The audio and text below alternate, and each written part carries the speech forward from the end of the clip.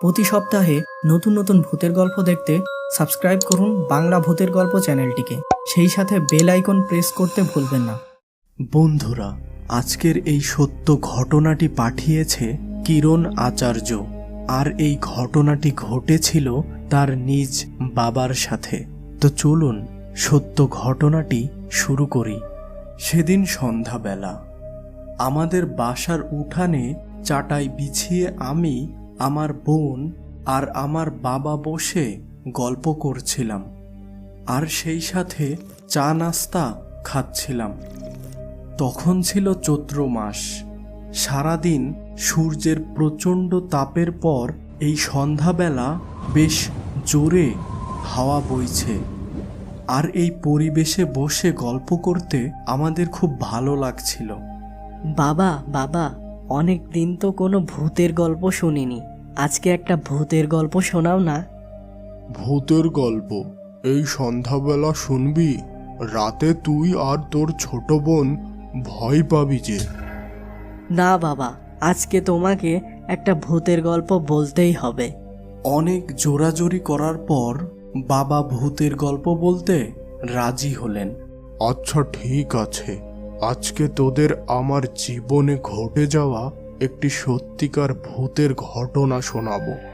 আমি আমার জীবনে একবারই ভূত দেখেছিলাম। কি ভয়ানক ছিল সেই ঘটনাটি। ঠাকুরের কৃপায় আমি সেদিন বেঁচে গিয়েছিলাম। সালটা ছিল 1998। তখন তোদের জন্মও হয়নি। আমার বয়স তখন প্রায় 26 বা 27 বছরের মতো। আমি গ্রামের বাজারে নতুন দোকান দিয়েছিলাম মাত্র। দোকানটি ছিল বাজারের নৃসিংহ মন্দিরের খুব কাছেই। আমি প্রতিদিন বেচাকিনা শেষ করে রাত প্রায় 9টা থেকে 9:30টার মধ্যেই দোকান বন্ধ করে বাড়ি ফিরতাম। তবে কোনো দিন কাজের চাপ বেশি থাকলে বা বেচাকেনা বেশি হলে বাড়ি ফিরতে রাত 10টা থেকে 11টার মতো বেজে যেত। তো দোকানটা খোলার পর প্রায় 2 বছর কেটে গেল। বাজারে আমার পরিচিতি ও ব্যবসা ক্রমশই বাড়তে লাগলো। তো এইভাবেই আমার দিনকাল ভালোই কাটছিল। সেদিন ছিল শনিবার। কাজের চাপ অনেক বেশি থাকায় দোকান বন্ধ করতে প্রায় রাত 11টার মতো বেজে গিয়েছিল। আমি দ্রুততার সাথে দোকান বন্ধ করে নিজ বাড়ির রাস্তার দিকে রওনা দিলাম। আমার হাতে ছিল একটা খরচের ব্যাগ ও টর্চ লাইট।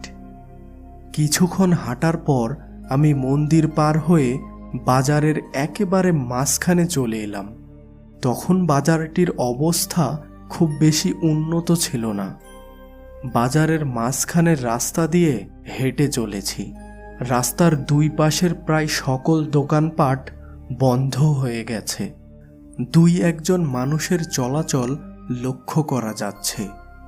আমি আর আশেপাশে খেয়াল না করে এক মনে হাঁটতে থাকলাম।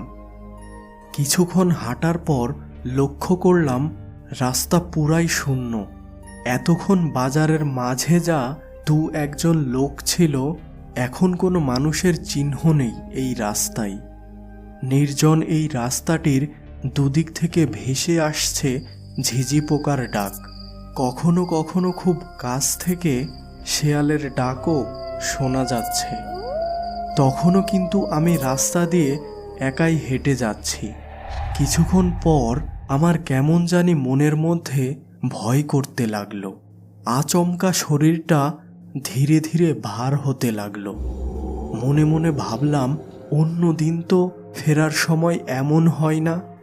হঠাৎ আমার মনে হলো কে যেন আমাকে অনুসরণ করে আমার পিছন পিছন আসছে, এবং তার হাঁটার আওয়াজ আমি স্পষ্ট শুনতে পাচ্ছিলাম। কোনো কিছু না ভেবে আমি পিছনের দিকে তাকালাম। দেখলাম আমার একটু দূরেই সাদা কাপড় পরা এক বৃদ্ধা মহিলা দাঁড়িয়ে আছে। মহিলাটির মাথায় বড় একটা ঘোমটা ছিল। বৃদ্ধাটিকে দেখে আমি কিছুটা অবাক হয়ে গেলাম। বৃদ্ধাটি এত রাতে এখানে কি করছে? মনে মনে ভাবলাম বৃদ্ধাটির কাছে যেয়ে জিজ্ঞাসা করলেই তো সব কিছু জানা সম্ভব। বৃদ্ধাটির দিকে কিছুটা এগিয়ে যেতেই লক্ষ্য করলাম সেই কেমন একটা আর চোখে আমার দিকেই তাকিয়ে আছে, এবং ওই বৃদ্ধাটির চেহারা দেখে কোনো স্বাভাবিক মানুষের চেহারার মতো মনে হলো না। আমার মনের ভয়টা যেন আরো বেড়ে যেতে লাগলো। সেই সাথে মনের ভেতর থেকে কে যেন আমাকে ওই বৃদ্ধাটির কাছে যেতে বারণ করছে। তাই আমি আর না এগিয়ে পেছন ফিরে সোজা নিজ বাড়ির রাস্তার দিকে হাঁটা শুরু করলাম। কিছুটা পথ অতিক্রম করতেই একটা জিনিস লক্ষ্য করে অবাক হয়ে গেলাম। পিছন থেকে আগের মতো সেই হাঁটার শব্দ আর পাচ্ছি না। আমি কিছুটা ভয়ের সাথে পিছন ফিরলাম। দেখি রাস্তা একেবারে জনমানব শূন্য। কি হলো ব্যাপারটা? বৃদ্ধাটি কোথায় গেল?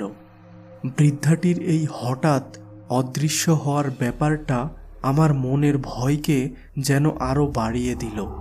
কারণ রাস্তাটি একেবারে সোজা এবং এর আশেপাশে কোনো সংযোগ রাস্তাও নেই যে ওই পথ দিয়ে বৃদ্ধাটি তার গন্তব্যে পৌঁছাবে। রাস্তার দুপাশে শুধু ধানক্ষেত আর ধানক্ষেত। আমি তখন নিজের মনকে শান্ত করার চেষ্টা করলাম। বৃদ্ধাটি কোনো ধানক্ষেতের আলপথ ধরে বাড়ির দিকে যাচ্ছে হয়তো। হাতে থাকা টর্চটি উঠিয়ে ধানক্ষেত লক্ষ্য করে ধরলাম, কিন্তু কোথায় সেই বৃদ্ধাটি? এই নির্জন রাস্তায় কেবল আমি একা। নিজেকে খুব অসহায় মনে হতে লাগলো। এবার আমি ঠিক করি যে আর যত কিছুই হোক না কেন আমি আমার নিজ বাসায় যেয়েই দম নেব। আমি খুব দ্রুত হাঁটা শুরু করি, কিন্তু এ কি, রাস্তা যেন শেষ হচ্ছে না। হঠাৎ সামনের দিকে কিছুটা দূরে টর্চের আলো পড়তেই আমি হকচকিয়ে গেলাম। আরে, এ তো সেই বৃদ্ধাটি যাকে কিছুক্ষণ আগে আমার পিছনে হেঁটে আসতে দেখেছিলাম। এবার আমি ওই বৃদ্ধাটির পিছু পিছু হাঁটতে থাকলাম। কিছু দূর যাওয়ার পর হঠাৎ চোখের পলকে হাওয়ায় মিলিয়ে গেল বৃদ্ধাটি। তখন আমার আর বুঝতে বাকি রইল না যে এই বৃদ্ধাটি বাস্তবে কে। গ্রামের অনেকের মুখেই শুনেছি সাদা কাপড় পরা এক দুষ্ট আত্মার কথা। বৃদ্ধাটি অদৃশ্য হওয়ার পর আমি আরো দ্রুত হাঁটা শুরু করলাম। আমাদের বাড়ি ফেরার সোজা রাস্তার দুই ধারে কিছু তাল গাছ ছিল। হাঁটতে হাঁটতে যখন সেই তাল গাছগুলির কাছাকাছি এলাম, হঠাৎ আমার দৃষ্টি গেল ওই তাল গাছগুলির মাথার দিকে। দেখি সামনের দুটি তাল গাছের মাথা একসাথে নিচু হয়ে গেছে, আর তার উপর বসে আছে সেই বৃদ্ধাটি। তার মাথার সাদা চুলগুলি যেন সাপের মতো নড়াচড়া করছে, আর সে এক দৃষ্টিতে আমার দিকেই তাকিয়ে আছে। এই দৃশ্য দেখে আমার পেটের মধ্যে মোচড় দিয়ে উঠল। ভয়ে আমার হাত পা কাঁপতে লাগলো।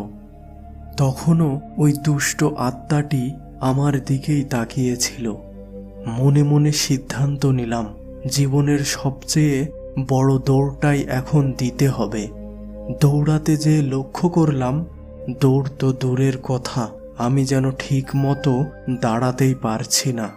অদৃশ্য এক ভরে আমার পা যেন ভেঙে যাচ্ছে। মাটি থেকে পা ওঠানোর ক্ষমতাই যেন আমি হারিয়ে ফেলেছি।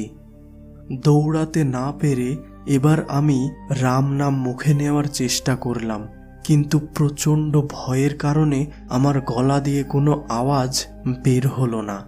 তবুও আমি মনে মনে বলতে লাগলাম, রাম রাম রাম। এই বেটা, তুই এই পোড়া নাম মুখে একবারও আনিস না। বেঁচে থাকতে অনেকবার এই নাম মুখে নিয়েছি, কোনো লাভ হয় নাই। আজও তোর কোনো লাভ হবে না।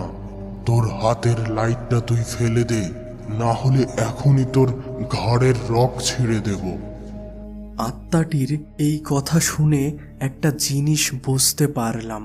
আমার সাথে লোহার লাইটটি থাকায় সে এতক্ষণ আমার শরীরের উপর নিয়ন্ত্রণ নিতে পারেনি, যার ফলে আমার কোনো ক্ষতিও সে করতে পারেনি। তাই আমি সিদ্ধান্ত নিলাম, যত কিছুই হয়ে যাক আমি হাত থেকে কিছুতেই লাইটটি ছাড়ব না। তখন আমি মনে কিছুটা সাহস পেলাম, আর সেই সাথে জোরে জোরে রাম নাম নিতে লাগলাম। রাম রাম রাম রাম। সামান্য এই রাম নামে তুই আমার কিছুই করতে পারবি না। তোর ঘাড় আজকে আমি মটকাবই। এই কথা শুনে আমার যেন দম বন্ধ হয়ে আসতে লাগলো। ভয়ে সেই সময় আমার খুব কান্না পাচ্ছিল। কি করব তখন তা বুঝতে পারছিলাম না। হঠাৎ লক্ষ্য করলাম সেই আত্মাটি গাছ থেকে অদৃশ্য হয়ে গেল। মনে মনে ঠিক করলাম এখনই দৌড়াতে হবে। যেই না দৌড়াতে যাব ঠিক তখনই আবার একই জায়গায় সেই বৃদ্ধাটিকে দেখতে পেলাম। এবার সে আমাকে বিশ্রী একটা নোংরা ভাষায় গালি দিয়ে বলল, তোর ভাগ্য অনেক ভালো, না হলে আজকে তোকে কোনোভাবেই বাঁচতে দিতাম না। এই কথা বলেই সে অদৃশ্য হয়ে গেল। তৎক্ষণাৎ কিছুই বুঝতে পারলাম না কেন সে আমাকে ছেড়ে দিল। বুঝতে পারলাম ঠিক 5 থেকে 10 সেকেন্ড পর আমার পেছন থেকে শুনতে পেলাম ভাঙা পুরনো সাইকেলের আওয়াজ, এবং বুঝতে পারলাম কেউ একজন আমার এই দিকেই আসছে। আর সেই জন্যই হয়তো আত্মাটি আমাকে ছেড়ে দিয়েছে। সাইকেলটি কিছুটা কাছে আসতেই টর্চের আলোতে দেখলাম নিতাই কাকা আমাদের বাসার পাশেই থাকেন। তিনি পেশায় একজন গ্রাম্য ডাক্তার।